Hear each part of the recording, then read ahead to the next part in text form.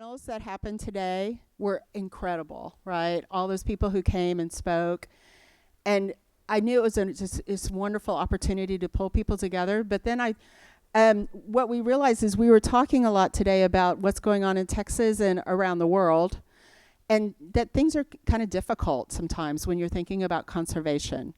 And so, what I thought would be a really wonderful way to end the day is to have four of my mentors on stage, and then 18 people who are younger than me, as Amanda says, 40-ish, 50-ish, who are already making a huge difference in conservation and in the work they're doing.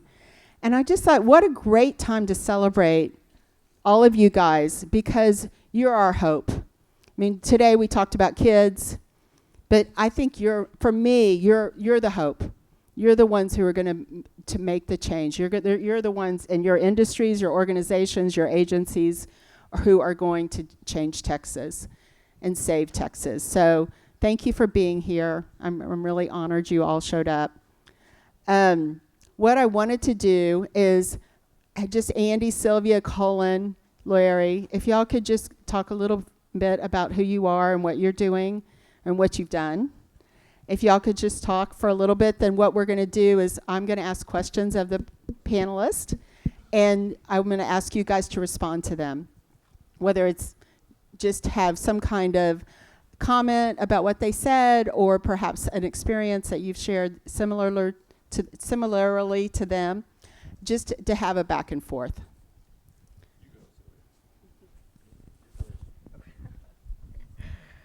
Well, I can say everyone here is younger than I am. And here's the thing. Those of you coming along and are early in the 21st century, you have a jump start on those of us who started earlier in this time of change. Because, like when I was a kid, there were no plastics. No one had seen Earth from space. No one had been to the deepest part of the ocean. Cell phones did not exist. The internet did not exist. The idea that we were filled with microbes, nobody thought about that.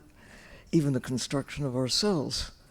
DNA is a new concept, but even DNA and RNA, these are a gift from the past to you and to all of us.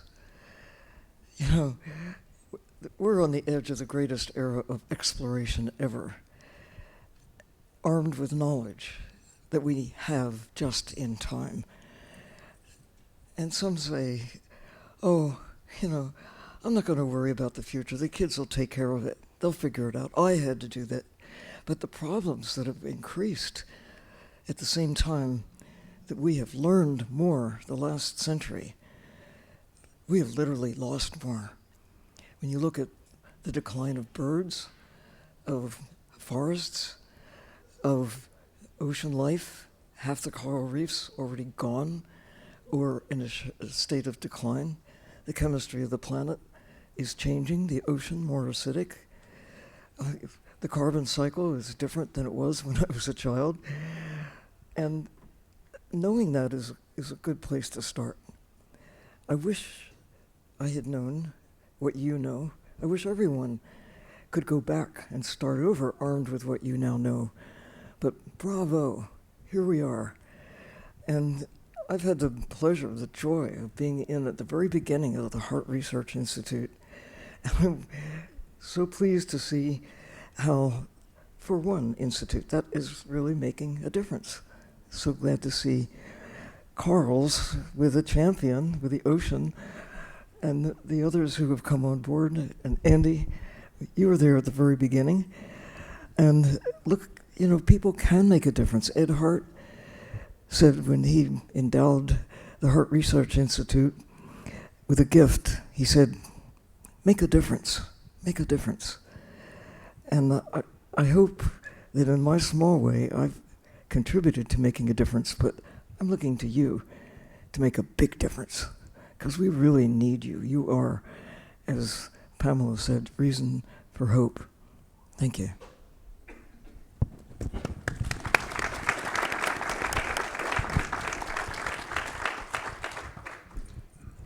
Is this on? Hi. It's very hard to follow you. My name is Cullen Geiselman, and I am technically a bat biologist, and had the great joy of going and living in the rainforest for years and secluding myself and sleeping in a hammock and studying bats and thinking about how they fit into the landscape in central French Guiana. And then I got home and looked for a job, and I was really lucky that I didn't find one. I could not find a job. And so I sort of retooled myself and did a number of things. And while I was doing that, I realized my policy degree actually had a lot more for me to offer. I still do a little bit about research. But now I'm chair of the board of the Houston Parks Board, which does a lot of work in our green space, creating parks, trails, bike areas for all sorts of Houstonians to go across the greater Houston area and to commune with nature and go along our waterways. And so this idea that I've gone from this really tiny, thinking about something really tiny and micro, and I was the expert in bat-pollinated plants in central French Guiana. Do we really need that? Well, maybe, but not right now. What we really need is all of you and all of us working together. And that's what I love to hear about today, is all of this collaboration and people coming together. And it's really important, the regular everyday work we do with our citizens, our policymakers, and our for-profit companies. So cheers to all of you, and that's a little bit about me. Well, I have incredible pleasure. Is it on now? Of working with each one of these folks through the Bat Conservation International, the Harte Institute, Texas Parks and Wildlife. And I'm particularly already thrilled with this day to hear Sylvia talk about the fact that the greatest era of exploration is ahead. And that one of the things that has made her such an effective leader in this movement over the years is its internal optimism in spite of all of the issues that we face. For the past 20 years or so, I've kind of been a half-assed professor at Texas State University. And what makes me the most proud is that several of my students are sitting on the front row today, and I'm immensely proud of them for what they have accomplished and what they are doing. And that gives me hope in perhaps the worst time that I've seen in terms of this movement. Well, I'm Larry McKinney, and I try to make myself last because I really shouldn't be on the stage with these people to my right here whom I know and honor and think so much of. These are Sylvia and Andy and even yourself. I don't know you as well as I should, but I've known you lately. But certainly them, they have done so much, and I admired them over the years. My own role in it basically is I just outlived the bastard others. I've just been here long enough. I've been in the professional business for about 60 years, half of it in academia and at the Harte Research Institute, and the other half at Parks and Wildlife. So I had that little bit of perspective. And this is probably the only stage I can sit on, and I spent most of my, all my life in Texas, and a lot of it around the Gulf and other places, but my research and my studies have been Texas and the Texas coast, which I love dearly, and have seen a lot of, perhaps more than most people. And this is probably the only stage I can sit on, and when I say I've had about 8,000 dives and 7.5 months underwater in Texas and the Gulf, it means nothing to the lady sitting next to me. It's a small amount, but anyway, we share that, and I'm really appreciative. All kidding aside, I'm very appreciative to have the opportunity to be here with you all today. When we started talking about this panel, and Pam started asking about, well, who all should be on it, and I started thinking of all the folks, all of you that are here. It really made me feel good. It gave me a lot. My glass is half full because of it. So thank you, Pam, for setting this up, and all of you all for participating. So, Chet, I'll start with you because you're here. Anybody with spot seats? It's easy. What is a shining example or proud moment that you have experienced in your career? And go ahead and talk a little bit about you. And what I do. I'm loud enough, but we might need a mic eventually. So, thanks. So my name's Chet Garner. I make a television show called The Day Tripper. We travel around and have one-day adventures, 30-minute show on PBS, all you can eat, see, and do in these random corners of Texas. I set out, previous life as a lawyer, I set out to make a living eating barbecue instead of doing law. And I found myself in this interesting place being the, I guess, megaphone for all the wonderful cultural, historical, foodie destinations we have across Texas. And so, Pamela, it's a good question. One, my goal has always just been to inspire people to get outside and to see more of creation and all the wonderful things that are all around us. And I guess a really proud moment was I had a family come up to me. I've always said if at the end of the day I make a television show and all you do is sit on your couch and change the channel, then I've failed. I want people, I jokingly say I make a television show to help people watch less TV in life. And we had a family come up like, hey, Chet, we'd been saving for 5 years to go on this big Disney vacation, and we canceled it, and it's all your fault. I was like, okay, well, explain. And they said, well, when we set our kids down and was like, hey, what do y'all actually want to do? And they said, well, let's just do all that stuff the day tripper does. And so we went to Palo Duro Canyon, and then we went up and saw Cap Rock, and we tried to eat that steak at the Big Texan, and did all these wonderful things. I'm like, that was a really proud moment because it means that we're moving the needle from just kind of hitting people with facts and education to actually having them experience it, which I think is the first key to doing anything conservation-wise. You got to get people out there in nature, experiencing it, getting their feet and their hands dirty. And until you do that, you're just sort of another bit of the noise out there. So. Anybody want to comment on that? Well, I appreciate all of the people in the places that you've introduced us to, Chet. My shining example falls into that category as well. I'll give you the short version. I met Bob Armstrong, who many of you know, back in the early 1970s when he was beginning efforts to protect the Big Bend Ranch. And he came to my office in Washington, and even though that ranch has about 37 miles of frontage on the Rio Grande and 2 of the highest waterfalls in Texas and an entire intact volcanic crater, all he could talk about was the night sky and the stars. 20 years later, I worked with Bob over the years at Parks and Wildlife and Larry and others to protect the Big Bend Ranch, and we celebrated the acquisition in 2008. At the time, I had a grandson who was 5 years old who lived in the New York suburbs in New Jersey. And so we brought him down, and he seemed to have a good time. He had a horseshoe that he threw around, and we had the Buffalo Soldiers there, and he hung out with them. But when he went back to New Jersey, the kindergarten teacher, assigned the class to select an animal that migrates, draw a picture of it, and tell where it would migrate to and why. Well, he picked an eagle, and the E was less big and the G was upside down, and you wouldn't recognize the picture. But he says that he would migrate to Texas so he could go out to Big Bend and see the stars. 85% of the people in the United States have never seen the Milky Way today. Thank you, Andy. So, Weston, you want to...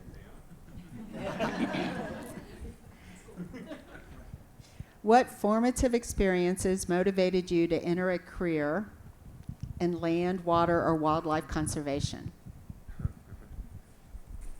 Well, I was born into Native American seed, so I didn't really have much of a choice. And if you really want to go way back, the most formative memory of me first working at the family farm was I was out there with a friend in about 8th grade, and he said we should take a dip of Copenhagen.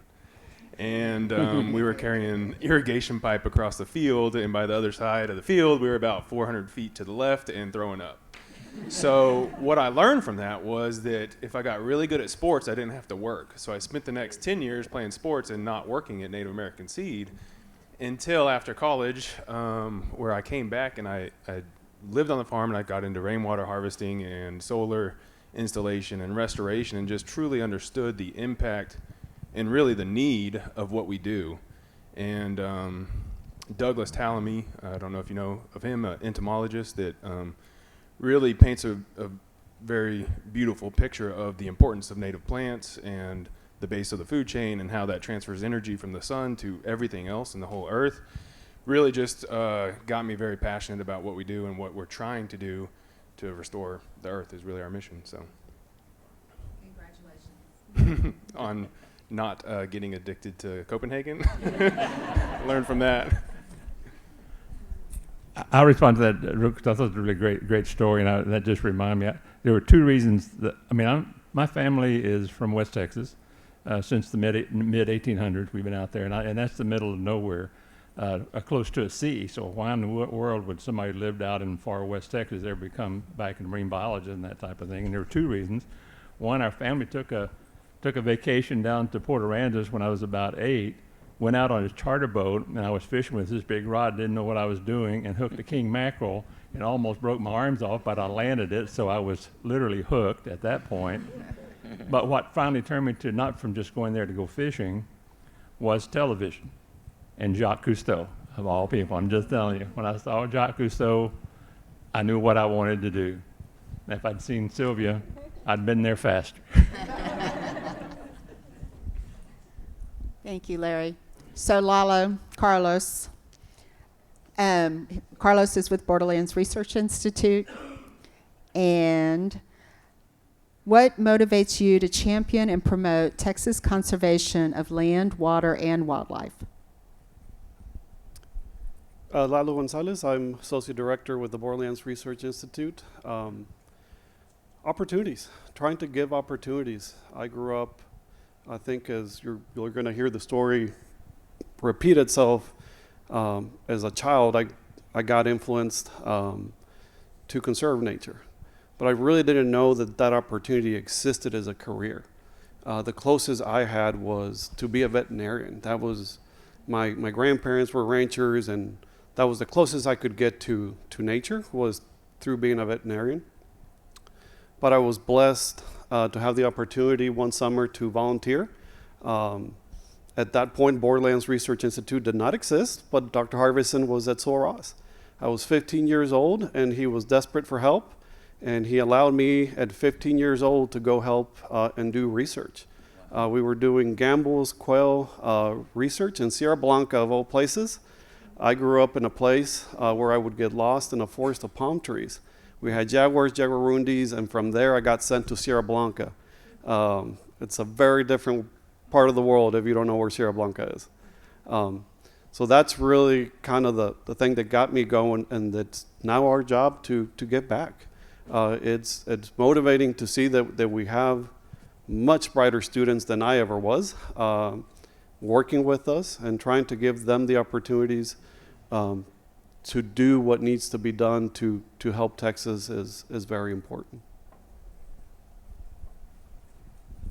Maybe I'll respond with a little different. But when having that sort of esteemed elder in science give you that opportunity, I used to work with Dr. Merlin Tuttle, the bat biologist, and I was shocked when at 22 they were like, "Here, go around the world. Here, you're just going to teach people how to catch bats and conserve bats and whatever," and they just were like, "You can do it." And you thought, "Me? Really? Wait, yeah, sure. If they think I can do it, I can do it." And that's one of the great things we should do with many of our youth, that trust them. They can do it, and we need them to. Could I? I'm going to work my way through. Kiersten. So, Coastal Bends, Bays, and Estuaries program. Kiersten works for your director. And as with many, your journey into science and conservation has probably not been a straight line. How did you become familiar with natural resources or science? Yeah. So, sorry, I was not prepared for that question. So I may pivot. Do you mind? Okay. She told us we could choose, and so I had prepared to talk more about kind of. I think the question was something like, what are you energized about or kind of positive about right now? And so I picked that question because it is challenging right now. We're a coastal organization, so a lot of the things that we talked about in the last panel are very relevant to what we do, and there are a lot of things that we're trying to overcome right now, and it's easy to, I think, get bogged down right now. So I wanted to pick the positive question and try to focus on some of the good things that are happening and try to limit that to 3. And so I think the one, and we talked a little bit about this in the last session, is we're seeing more and more really large-scale restoration and conservation efforts happening on the Texas coast. In our neck of the woods in the coastal bend where we focus, that's taking the form of large water scale restoration projects in Baffin Bay to address water quality concerns, constructing wetlands that will treat water, hundreds of acres of these, those kinds of initiatives, creating a network of broodstock oyster reefs so that we can have long-term success in our conservation efforts, and then another one that we kind of ended the conversation with earlier was talking about dredge material, so capitalizing on these opportunities that we have with agencies like the Corps of Engineers that are now being directed to do beneficial use. We just captured almost 2 million cubic yards of dredge material adjacent to property that we own that will restore hundreds of acres of marsh habitat that's been lost. We were eroding at 14 feet a year. I always try to tell people I'm 5'7", so it's double me every year was the habitat that we were losing on that shoreline. And now we've got 1 million cubic yards of dredge material to sculpt and plant and really make a difference. I also am excited about the diverse coalitions that we're seeing. I think, we talked a lot about that again in the last panel, but one that I'm particularly most interested in, I think, is a lot of these public-private partnerships that we're starting to see more of. I think those are truly going to be what we have to do, especially with the way, the federal situation is going right now. We're going to have to rely on those for some of these big issues that we can't wait around for anymore. Water supply, wastewater infrastructure, those things that we've talked about. So we're really going to have to get creative and explore ways that we can utilize those more. And then lastly, I think science. I am a marine scientist. That was my training. I think it was a love just for the outdoors that drove me to that and wanting to make a difference. But I think, all these advances that we have in research right now are really driving good decision making, and that's great to see. Whether it's drone imagery, satellites, new lab techniques, whatever it is, we're making advances all the time. And so I think it's a great opportunity to make sure that we're using that science to guide ourselves in the right direction, because resources are going to be limited. We can only do so much, and so making sure that we have the biggest impact. So it's fascinating how much effort is being put now, rightly so, into restoration. And again, my perspective as a kid was that the ocean was infinite, that the attitude that preceded the present time was consuming nature, that nature was basically infinite, natural resources, a counting base of 0, because it was just there for people to use. And if you couldn't find a use for whatever nature had, it was considered expendable. It's like trash fish, or bycatch. If you can't sell it or eat it, it's not really worth considering. But it's changing. That now we can see that protecting nature is not a luxury. It's not an option. It's not something that's just a nice thing to do, which was the case early in the history of the national park system. It was for recreation. It's because some of those grand open spaces were being, even early in the 20th century, were being consumed by human uses. And here we are, more than 100 years after the national park system came into existence, realizing that we need nature. We need our life support system. Where does oxygen come from? What shapes climate? How is Earth different from Mars? Just a few things are different. Those who want to go there, I say, good luck. And here we are with the best chance we will ever have by respecting nature and understanding that every bit of life has a place, humans included. We just have to find our place. And when you said, Andy, about seeing stars, my family had a chance to bring into our fold a young kid from the Galapagos Islands, where stars were just there all the time. He came to live with my family in the 1970s in Los Angeles. One night, the skies somehow magically cleared up, and he could see the stars. And he said, "Oh, you have stars here too." Like, he had such a revelation for him that stars are actually everywhere. We just can't see them in many places. We can fix that. You can fix that. This is the best time ever to be a kid because of what is now known that nobody could know before. Bravo. Thank you, Sylvia. I'm working back here to Keisha. Keisha Bahr. Hi. I'm going to ask the question I asked Kiersten. I hope you're okay with that. As with many, your journey into science and conservation has probably not been a straight line. How did you become familiar with natural resources or science?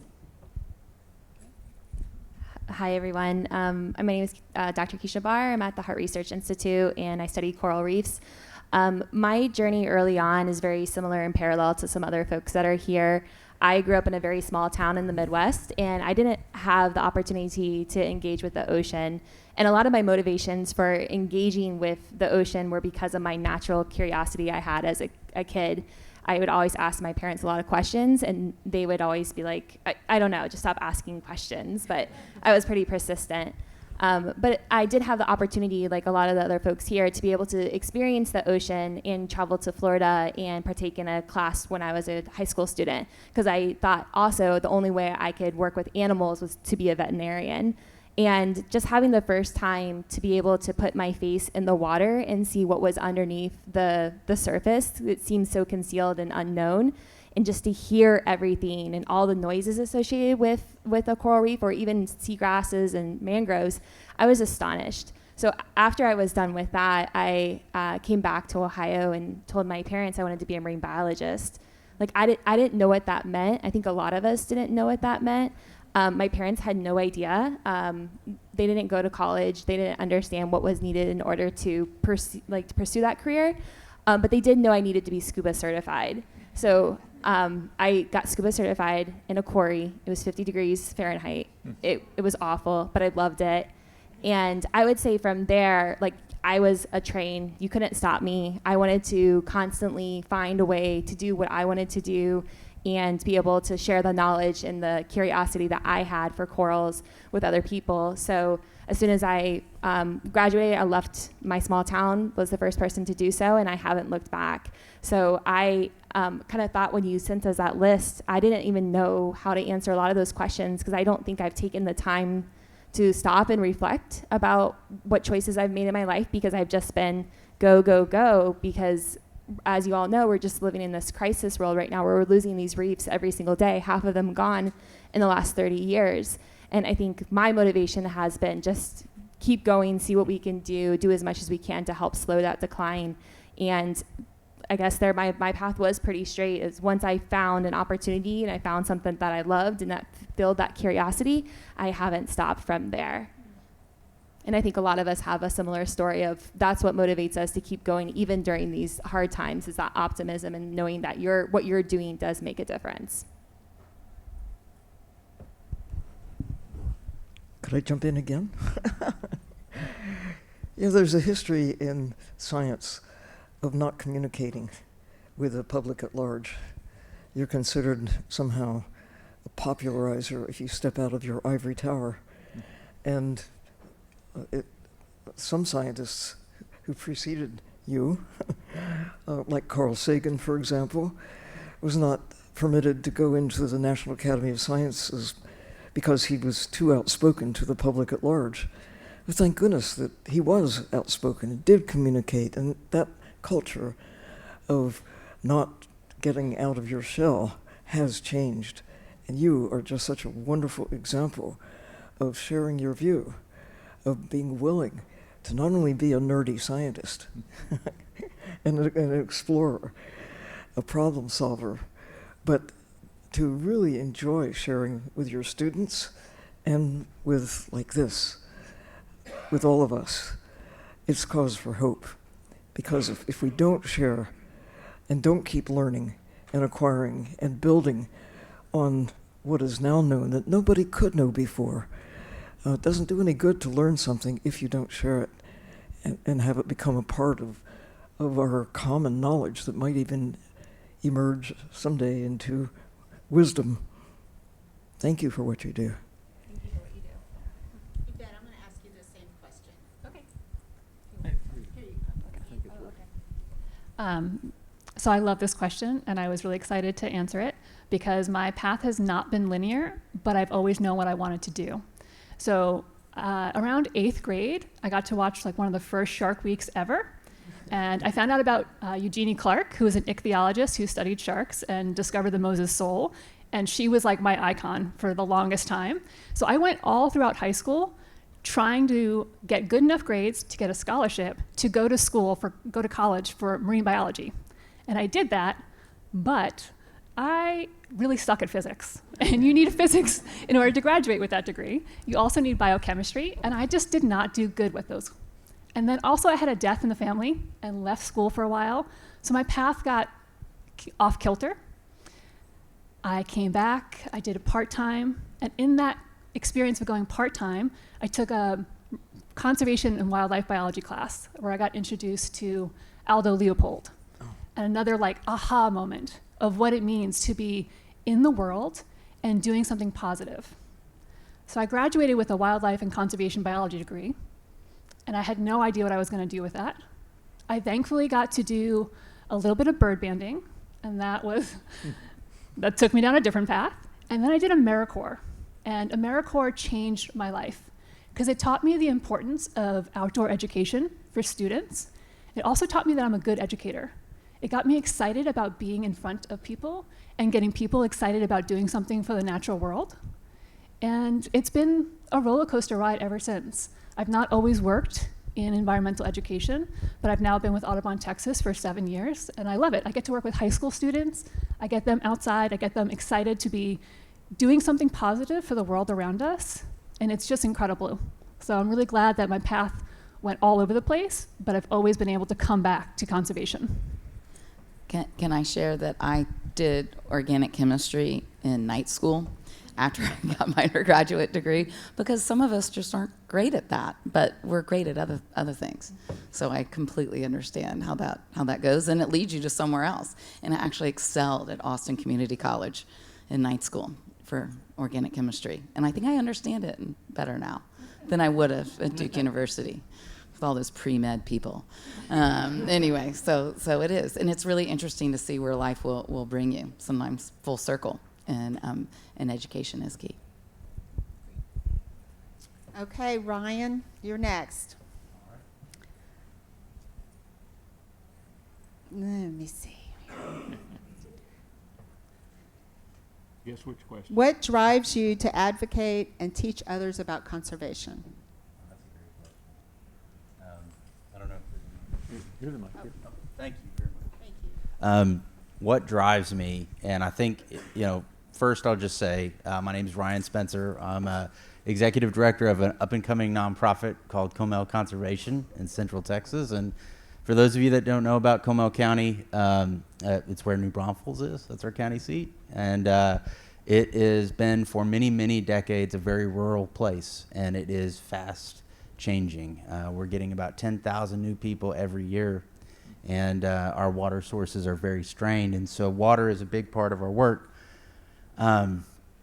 And so I also want to mention that, just being here in this moment is it's just incredible. I don't even know what to say. Like, as a young person in your career, and you're trying to find lanes for yourself, to be on a panel with people you've idolized, that you're amazed by their work, and to be in a room full of people that share your passion, I'm really grateful to be here. So what motivates me more than anything is children. I grew up in the woods and camping, and I I went with my dad every month for 7 years with my brother. We would go camping, rain or shine. We'd sleep in wet sleeping bags. It was absolutely nuts. And I fell in love with the outdoors. And, it was interesting. I ended up going to Texas State University in large part because I saw the San Marcos River. I was touring colleges with my dad, and we were looking at Austin College and Abilene Christian and all these other places. And I was born here in Dallas, and I grew up in Fort Worth, and every river I'd ever seen was brown or red. And so getting to go, I'm in Sewell Park, I'm checking out Texas State, and I see this beautiful river and all these students just like hanging out in this park. And my dad's like, "You want to go here?" And I'm like, "Yeah, I do." And so I just started chasing, this dream of working in the river as much as possible, and then studying geology, and then getting into GIS, and all these different things. But the coolest thing I ever did in my career, I think even today, is I worked with Texas Parks and Wildlife for about 4 years, helping run a program called Texas Outdoor Family, and we got to take families camping all over the state of Texas. I would show up with my truck and a trailer, and they'd pay $60, and we'd show them how to use the gear. And you really got to see how spending time in nature can heal a family. It can change children for the better. And so for me, I love golden cheek warblers. I love blind salamanders. I love all the wonderful things that we care about as conservationists. But when we inspire young people to get involved in this work, and we inspire children to look at the stars with awe and wonder, I think we're doing something just truly incredible for the world. And the last thing I'll mention, another cool story about stars. I used to work for a nonprofit called West Cave Outdoor Discovery Center. I don't know how many of y'all have been out to West Cave. It's a collapsed grotto in Central Texas. It's absolutely beautiful. Y'all should check it out. But as a young conservationist, you work a lot. You work really, really hard because you're super passionate. You care deeply about this work. And it was, I think, September, and we were hosting a star party that night. And I'd worked every single day in September except for one. And I'm sitting in the back of my truck bed, and we've got all the astronomers set up. All the kids are lined up. I think we're looking at the rings of Saturn. And I'm just exhausted. I'm in the back of my truck bed just like looking up at the sky, and I hear this girl off in the distance in the darkness, and she's like, "That's the coolest thing I've ever seen." And so for me, that's what motivates me every day, are the children that are going to grow up and fall in love with these incredible places, these incredible natural resources, and become the next generation of environmental stewards.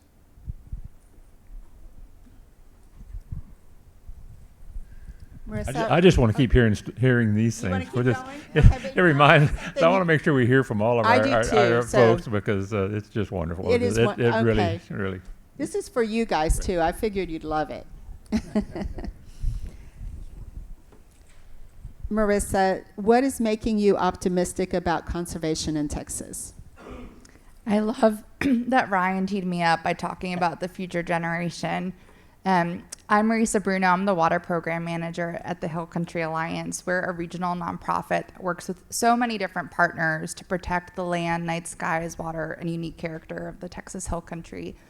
And I am so optimistic about the future of the Hill Country because of the current generation of leaders that we have, which is kind of what Pam was saying earlier.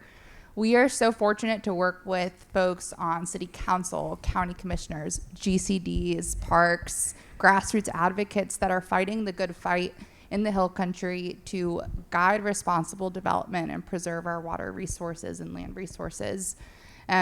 I work a lot in the western part of the Hill Country with rural communities of less than 5,000 people, and they are innovating all the time, using the tools in their toolkit, thinking creatively about what to do. And just in the last year, I've seen these communities featured on national panels just for all the tools that they're using. And I have to say, a lot of these leaders are retirees. I feel like I've never met more accomplished or busy people than the retired leaders that we work with in the Hill Country, and I'm so grateful for their work and feel very privileged to work with them. Danny, what is a struggle that you have experienced in your profession? Well, I feel bad because you go from that big optimistic saying, and then I have to talk about a struggle. But I'm Danny Kelleher. I'm the vice president of Bahr Audubon. I tell people who aren't familiar with the National Audubon Society that it's like a bird club, but we do mostly conservation. And I feel like a big struggle we have in the conservation community is that burnout rate is really high. You get all this negative news all the time on most of our big media outlets, and even some of the positive news.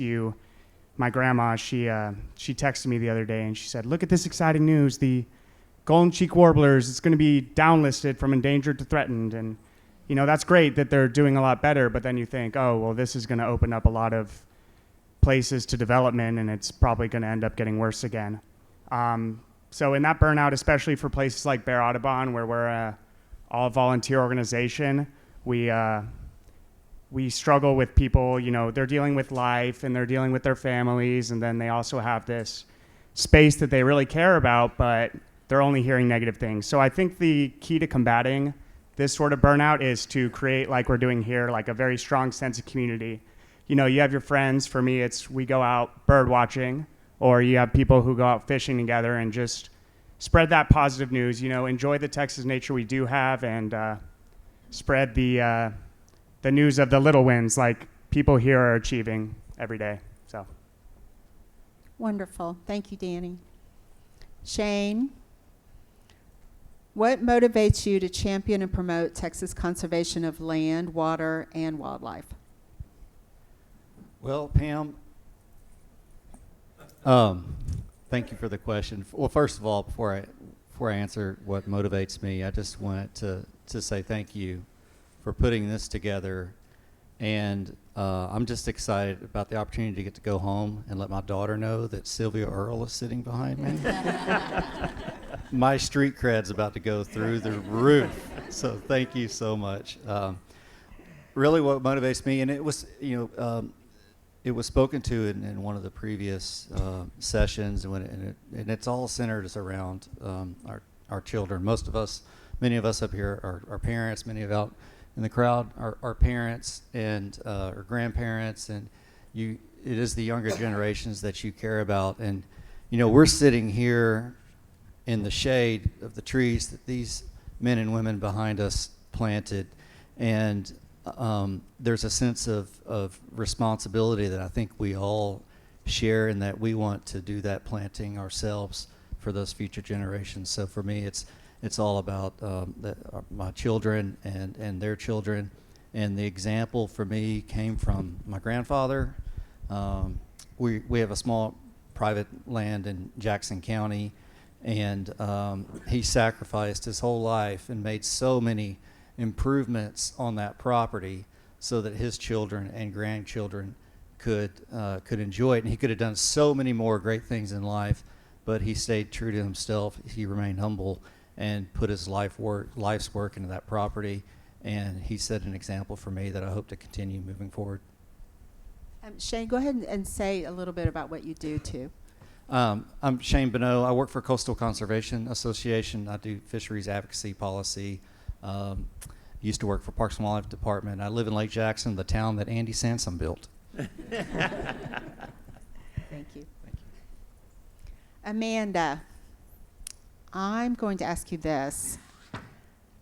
As with many, your journey into science and conservation has probably not been a straight line. How did you become familiar with natural resources or science? Thank you, and I'm really excited to be up here.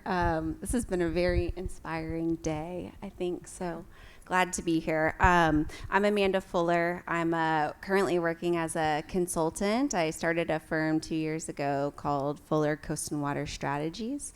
I actually had not a linear path, then a linear path, then not a linear path. And my background is in law and policy, particularly around coastal ecosystems and water resources. Growing up, my parents were teachers. I had no idea any of this was a career field to explore, but I knew I had to find it. And then when I did, being the good millennial elder that I am, I climbed my path, did every rung of that ladder for about 13 years. I worked for the World Wildlife Fund, and then I worked for the National Wildlife Federation for a little over 10 years, intern to regional director. Very happy, loved what I was doing, but I was also a parent. I had 2 kids when I was at National Wildlife Federation, and one has special needs. And so for me, it was really important to be available and do more things. And so I made a really hard choice to walk away from this career, that I was really proud of and felt like I'd worked super hard to build. But I realized that I didn't have to walk away completely, and that there was a lot left I could do, and that our NGOs in this state are really doing so much to kind of move the needle forward, and they are taxed to the max. These people are living and breathing this work every day. And so I find joy now in being able to be their extra set of hands, come help them, kind of like surgical insertion of a skill set. I can get it done, and really help them out and add capacity where I think is really needed. So that's me. Marshall, what motivates you to champion and promote Texas conservation of land, water, and wildlife? It's a great question. Thanks, Pam, for having me. And like so many others have said, it's an honor to sit on this stage. My name is Marshall Bowen. I'm the Vice President and General Counsel for the Shield Ranch, and I'm a member of the 4th generation of the Shield heirs family. And I think what motivates me is 2 pieces of my work today. One is wanting to be a good steward of the legacy of my grandparents and great-grandparents and my mom and my uncle who have stewarded the Shield Ranch for their generations, and their view of it really being that this isn't our place, that we're just temporary stewards of this land, and we want to share it with the community and improve the wildlife habitats and the ecosystems on these places, and doing that in the way that we own the land, which has included conservation easements on pretty much all of our Central Texas ranch, going back to 1999, which was a huge decision at that point to put the ranch that's 20 miles west of downtown Austin in conservation easements. And today, a lot of what we do is manage the growth of Austin on our fence line, and we have 6 miles of Barton Creek and 10% of the Barton Creek watershed that flow through the ranch. So we're there for the long term in protecting that valuable resource. And I like to show people, if you just pull out your iPhone and look at that part of Central Texas, you can kind of follow the boundary of our ranch, which is the houses on our fence lines. And so that brings me to the second point, which is wanting, in this new role, I've just been working full time for my family after retiring from private law practice, which I'm enjoying since December, but wanting to help other landowners and other people in Texas make the connection between why we do conservation, that it's not just something that's makes us feel good, or that we have a duty, but that it's protecting kind of what makes Texas Texas. And people love the outdoors and they love coming to Texas, but as we heard this morning, we're losing working lands in Texas at an alarming rate. So kind of making that connection and hopefully sharing our story of how we've been able to do that through multi-generational land stewardship. Yeah, thank you, Marshall, very much. Emmy, what drives you to advocate and teach others about conservation? Well, Pam, thank you. This is on. Thank you so much for having us here today, you and Will both.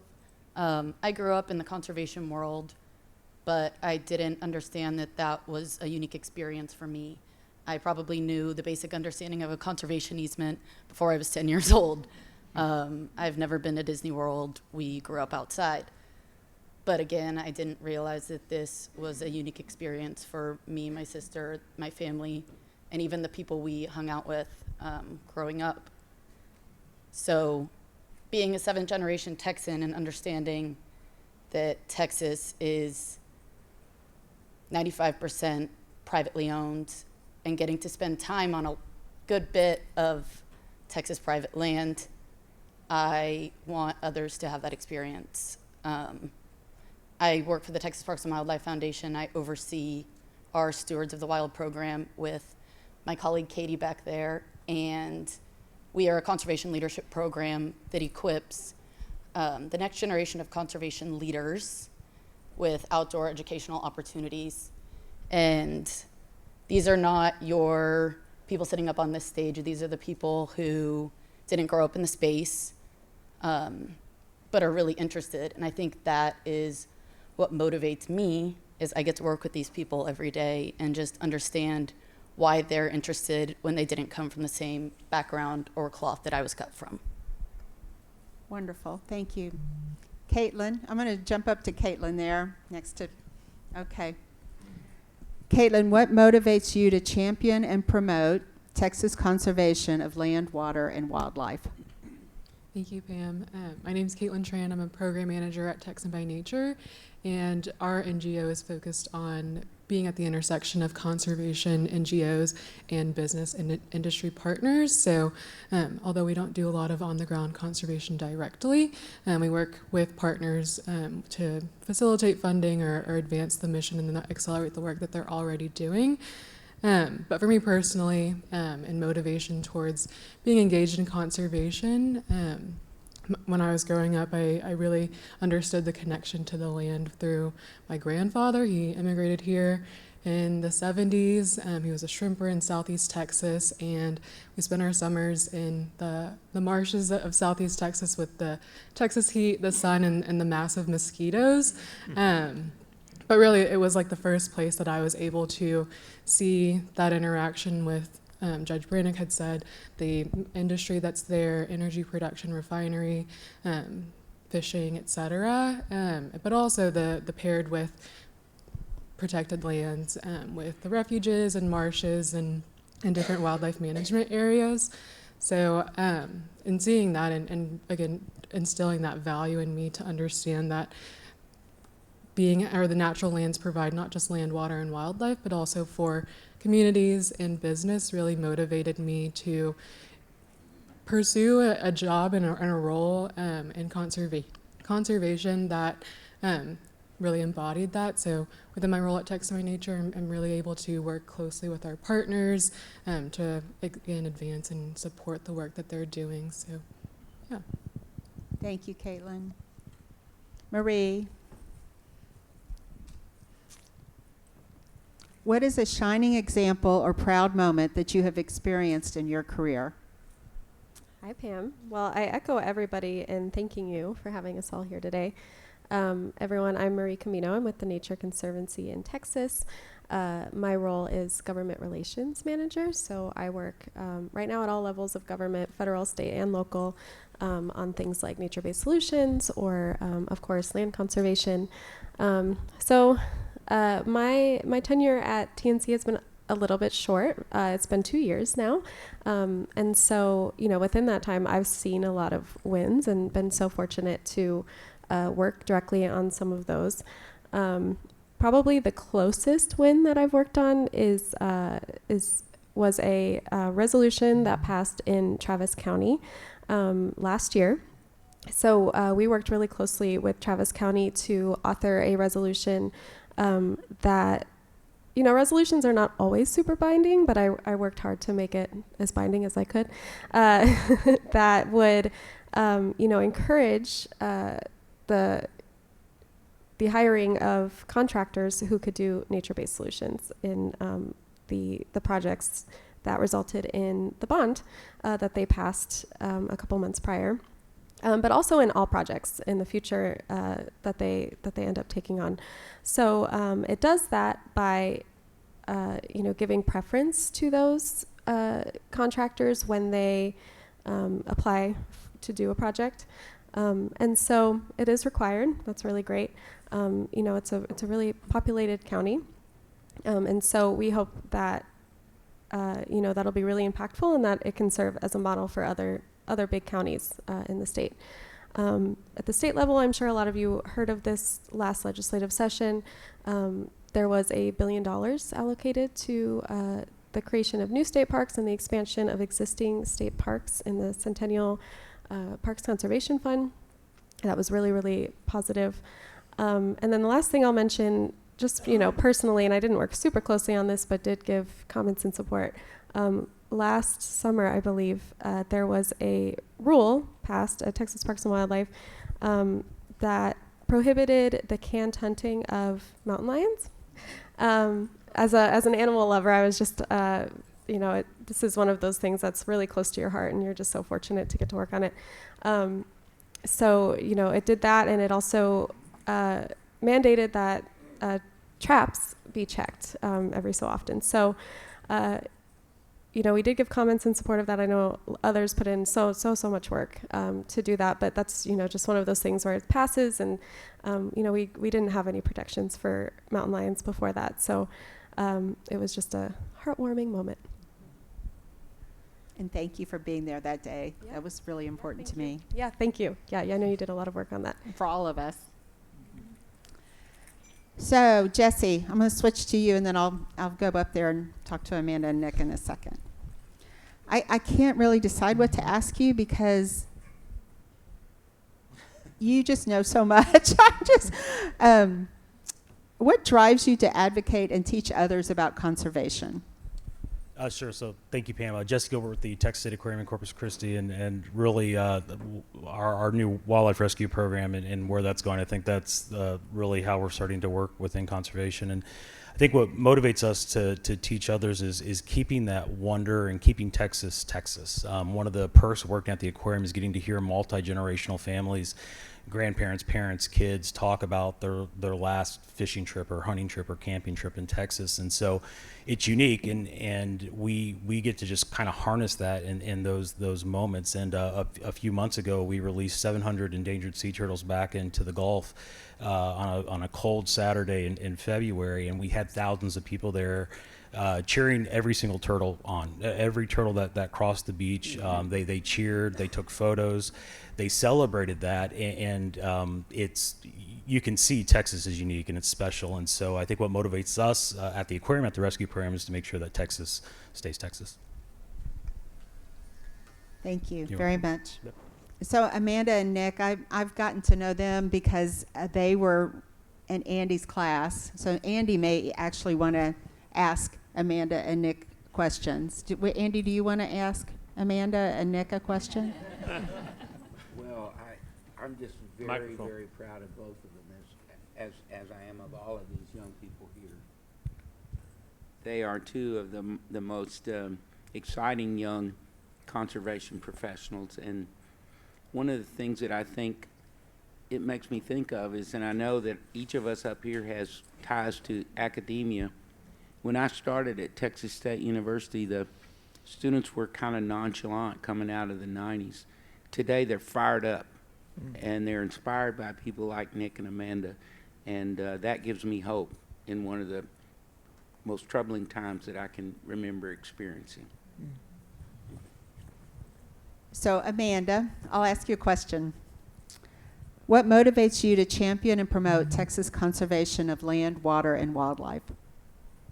Thank you, Pam. Thank you for having us here today. A little bit about me and Nick. Yes, we're married. We started our relationship in Andy's class. He's very proud about that. And here we are 18 years later. Whoop. Yeah. Oh, wow. Go Cats. So I'm a general manager of a groundwater conservation district in northern Bahr County at the Trinity Glen Rose Groundwater Conservation District. I've been there for about 5 years. We've had some family moves over the years. I was also a general manager at another GCD in Northeast Texas. So I've seen a range from a plethora of water in East Texas to coming to the whole country where drought right now is very intense and we're struggling. And then my path to get there was various jobs. I knew I wanted to work with water somehow as a kid, and I just kind of jumped around until I found it and got a lot of great experience at Texas State. Worked with different counties from New Mexico to Texas, working with groundwater, wastewater, and I figured out very quickly, I don't want to work in the wastewater industry. I'm going to stick with water. How do I stay on this path? Worked for a utility and gained a lot of experience there on infrastructure, and we've heard a lot about infrastructure today. And got to the GCD world and just fell in love with it. Fell in love with the people, fell in love with the collaboration, and that's very inspiring.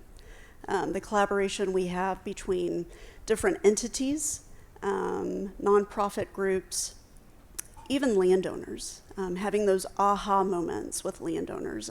They come in, a struggle is kind of an attitude and behavior of how do we conserve? And it's all across the spectrum. I think we're familiar with that with groundwater. How do we conserve? We've got groundwater rights that we have to protect and allow people to use their water, but also what's practical and reasonable to make sure that resource is there for future generations. And so what really inspires me, a lot of different things are out there. Kids are probably number one. I think we've heard a lot about that today. Getting to watch them play water games and how they get excited and how they take that home to their parents. And the parents are like, what did you learn today? What are they teaching you? Who's this water lady you were talking to today? Seeing them take that home and be excited about it, that's very inspiring. And then I'll take it, really what motivates me and inspires me, and I'll do a little HR twist on it here. It's really the people I work with. It's the people I get to support every day, the people I love, I cherish them, the tools I give them, the resources we give them, even if it's just a little bit, and we don't have a whole lot at the GCD world financially, making sure they have the resources and knowledge they need to carry out the mission, to make sure water is there for generations to come, to be able to explain it well, to have a good day at the end of the day, that something did not ruin their day. And even going beyond that, building them up to where if they need to advance themselves in another career later on, I can be proud to say I was a part of that and what they're doing now, but they're still carrying on that mission and they still have a piece of us wherever they've gone. So maybe a little cheesy, a little HR-y, but I really enjoy the people I work with. And even the people here like Marissa, and others that I get to collaborate and work with, any way that we can advance each other and promote each other is inspiring to me. So thank you again for everybody here today and inviting us here. So Nick, I'm going to ask you a question. What formative experiences motivated you to enter a career in land, water, or wildlife conservation? And I was hoping for that question. That's a good one. And I've got to follow everybody here today. It's such an inspiring group of peers and people that came before us and inspired many of us. Thank you so much for the opportunity. So I guess a little bit different for me. I grew up in the suburbs. None of my family had land. I didn't have anywhere to go hunt. No one in my family hunted. Got to do a little fishing in Texas state parks. Texas state parks were my outdoors. And so that's where I learned everything. I didn't realize how important it was until going to school at Texas State. I also went because of the river. I was looking at several state universities and the river won me over.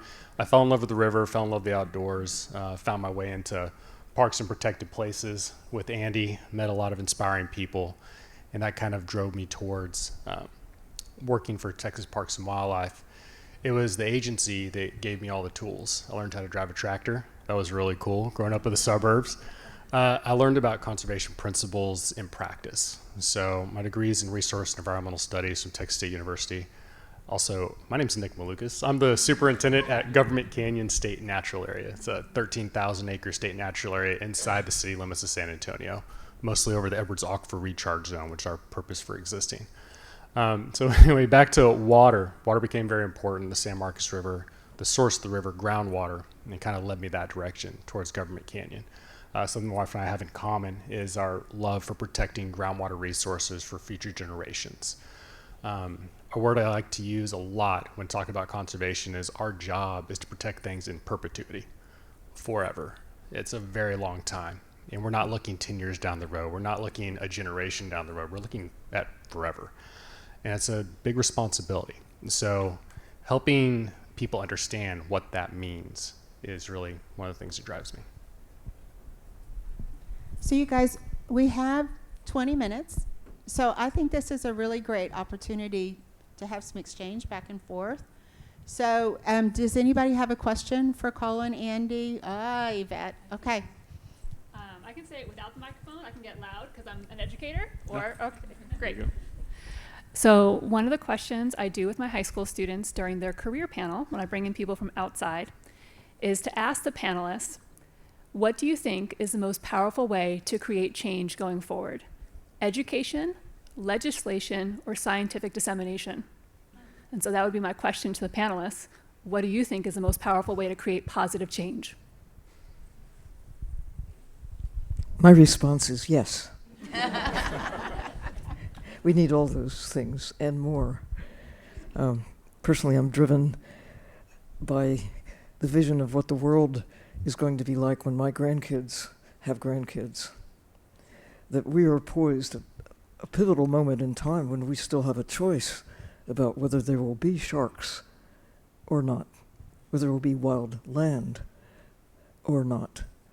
This is a moment that some nerdy scientists have done the crunch the numbers based on what we now know, that within 5 years, we've got 5 years to turn from decline to recovery, and then we lose the chance on many fronts. So why aren't we all just driven, motivated to do everything in our power by whatever means to change this trajectory? This is the moment in time. We should all be so pleased that we are the human beings with a chance to, save the future of not just humans, but life as we know it through the actions that we do, or sometimes what we don't do, that we're now doing in a negative sort of way. It's been a theme of this afternoon's conversation, and I know that each of us up here have been asked repeatedly, particularly in recent months, with all these dire statistics that you've quoted, how can I make a difference?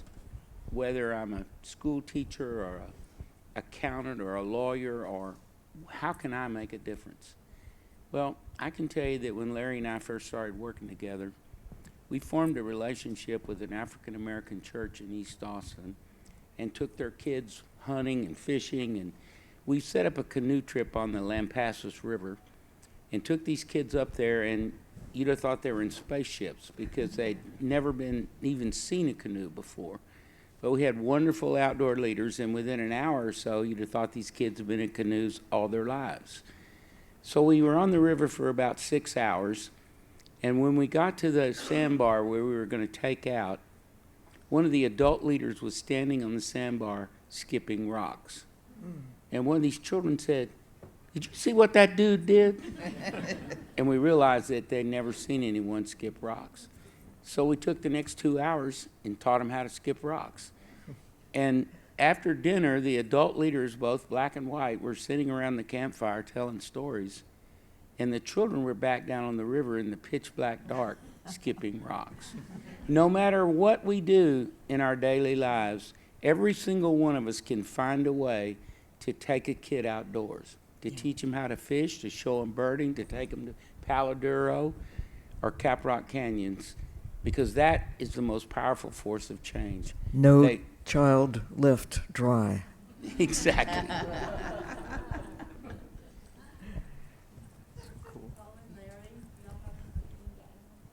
I'm not going to add to that. I'll let that one.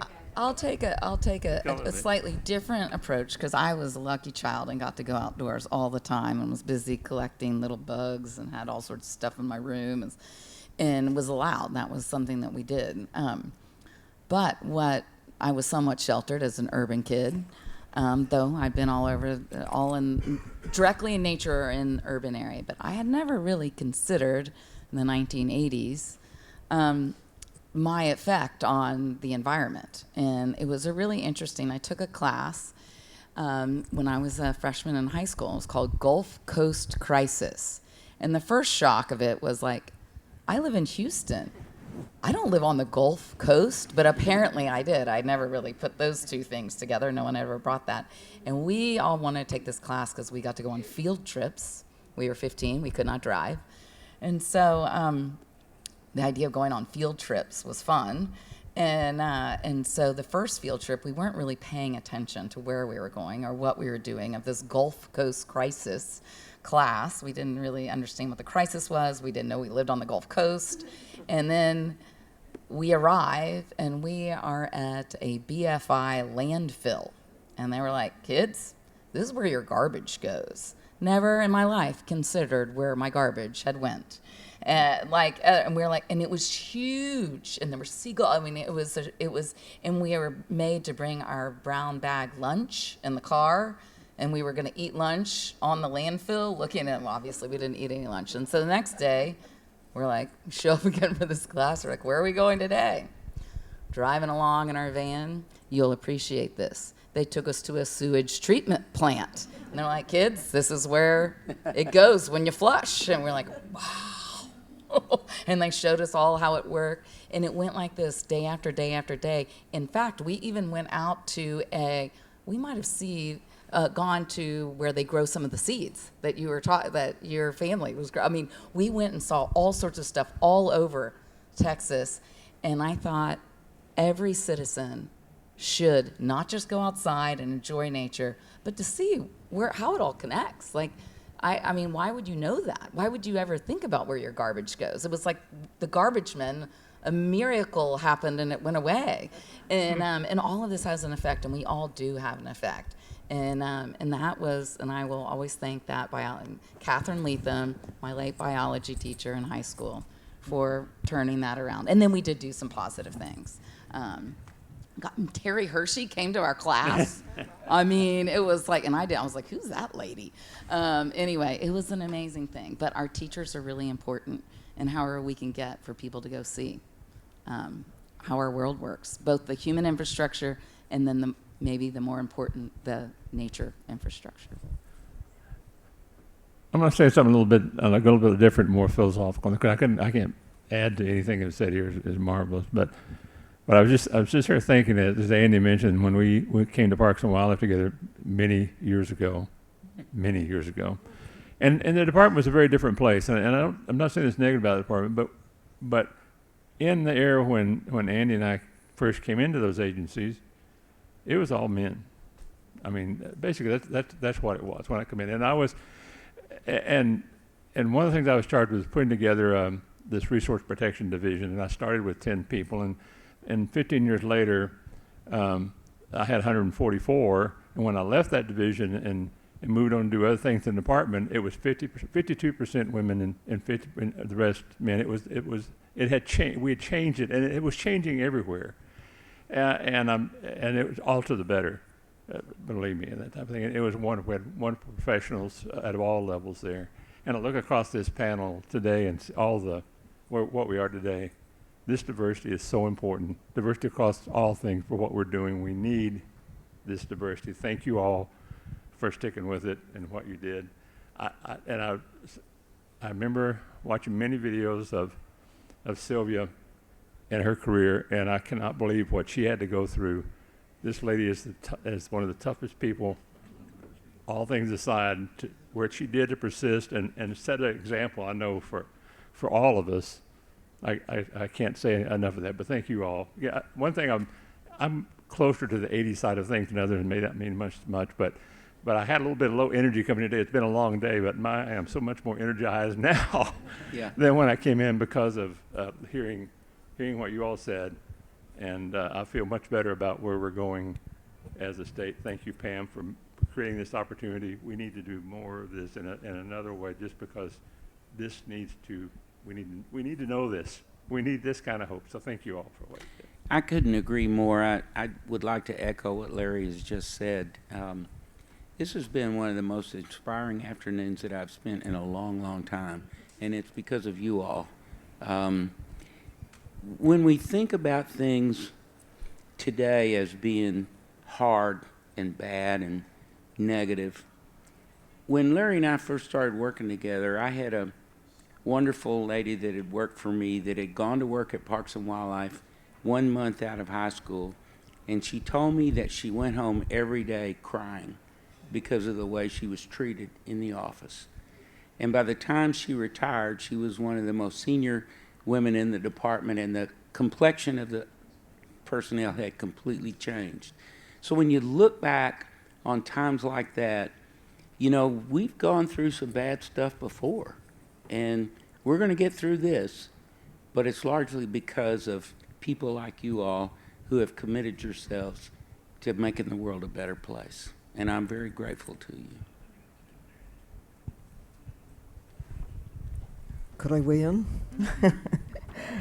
Just mindful that the past half century or so has been so exhilarating in terms of what we've learned. But we also are passing along to you, next generation, a burden in a way of habits, even laws that were formed when we didn't know what is now known. Laws that favor the extraction of wildlife from the ocean by the ton, not even thinking of creatures in the sea as wildlife, more as opportunities to convert wildlife into products. It's an old way of thinking, still, held into laws, habits, policies. We're in a moment of change. The way we used to think about birds, they were commodities. We turned them into museum specimens.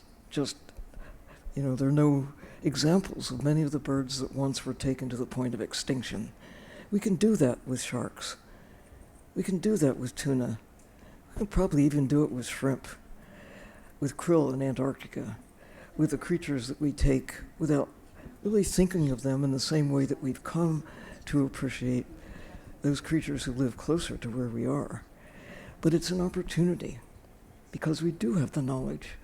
And we do have this sense of urgency, of understanding that we have to protect nature. All of these creatures are a part of what keeps us alive in groceries. But really, first of all, our existence dependent on maintaining the fabric of life. And if we don't know what a creature is good for in the terms of monetary terms, that doesn't mean that they don't serve a purpose. It's even higher purpose, perhaps, than what you can put in a bank as we define wealth. We used to think of whales as just something to be converted to oil and meat and bone. But think of how we've changed our attitude about whales. We celebrated whalers when I was a kid. Now we celebrate whales.